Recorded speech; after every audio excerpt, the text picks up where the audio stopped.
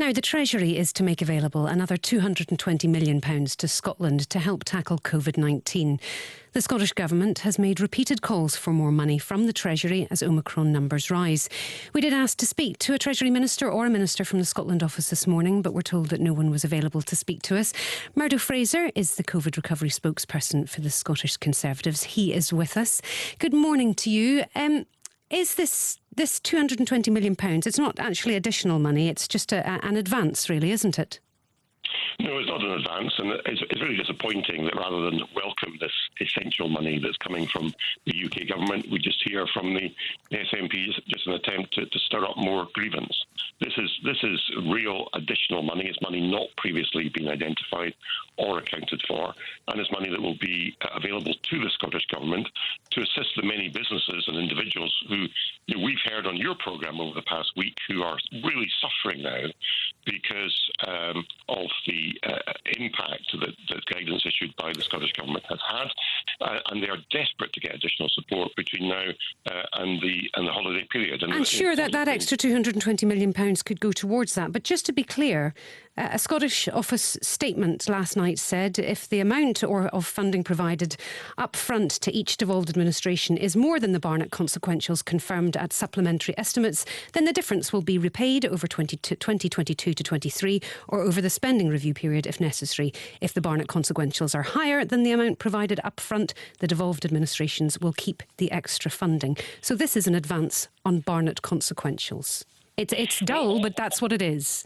All money, Laura, that comes to the Scottish Government comes via Barnett consequentials. I think the important point is that this is new money, and there is new money that's going to be announced, I would expect, in the coming days in respect of support for businesses in England.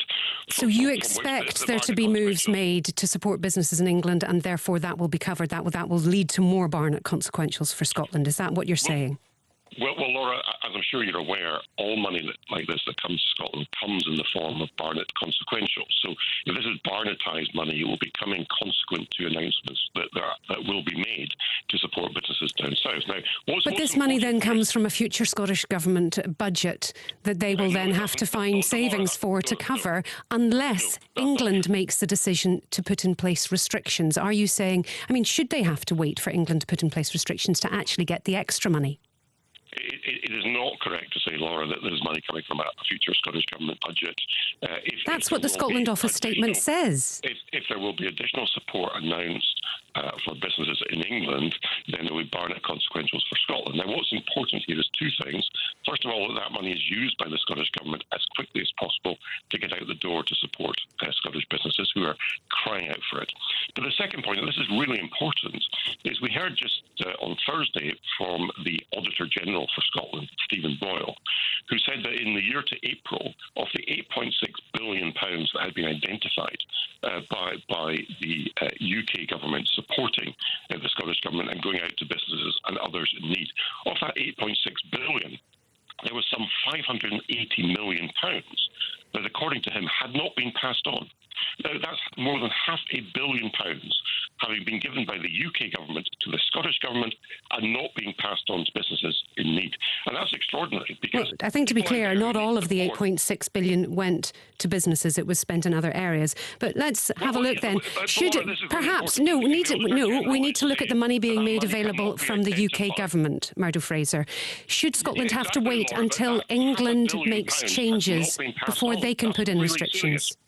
But Laura, this is a really important point. If more than £500 million made available by the UK government to the Scottish Government hasn't been passed on, but appears to have been siphoned off somewhere else, I think there are really serious questions the Scottish Government has got to answer about where that money has gone. We'll hear from the SNP's leader at Westminster a little later in the programme, and that is something that I can put to him. It's a really important point.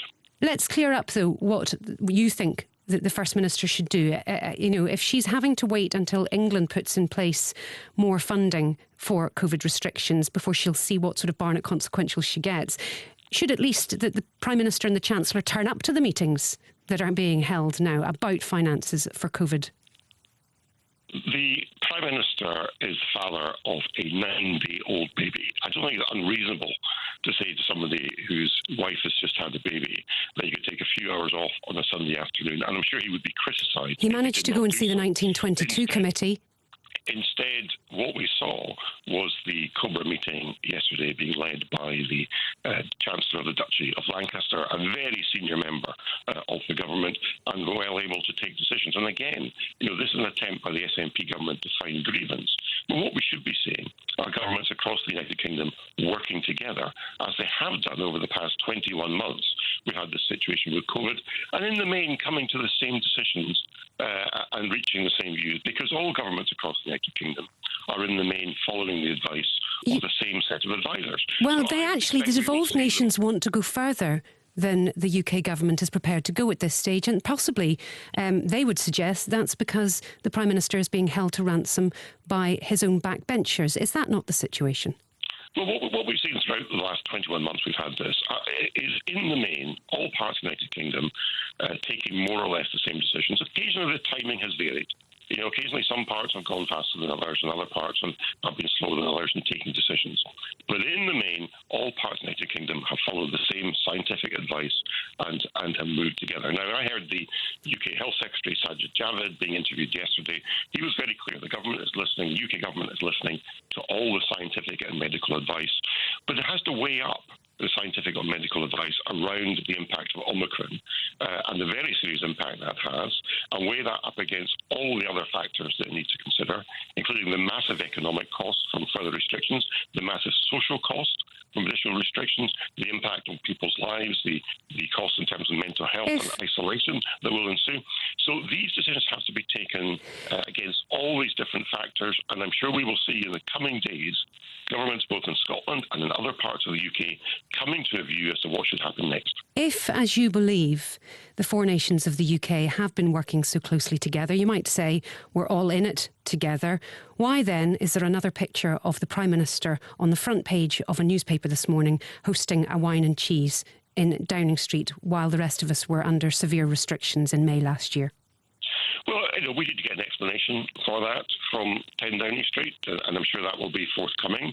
We've seen politicians at all different levels in all different parts of the United Kingdom having been caught out over the past year in unfortunate circumstances. Come now, there are very few pictures of people hosting parties. I mean, do you take your wife to work meetings? I think we saw individuals who are now ministers in the Scottish Government and members of the Green Party being photographed in a pub in Edinburgh, not adhering to the rules at the time back in May. One picture. There are now, 4 or 5 pictures of Downing Street and members of the Scottish Government being caught out having broken the rules earlier in the year. I'm sure there'll be an explanation coming from the UK government for that particular photograph. I think it's really unfortunate, and I think that is the UK government damaging your brand in Scotland? All people in positions of responsibility should have to lead by example. I think it's really unfortunate when they don't do that, whether they're in the UK government or in the Scottish government or in any other environment. Murdo Fraser, COVID recovery spokesperson for the Scottish Conservatives, thank you very much indeed for your time.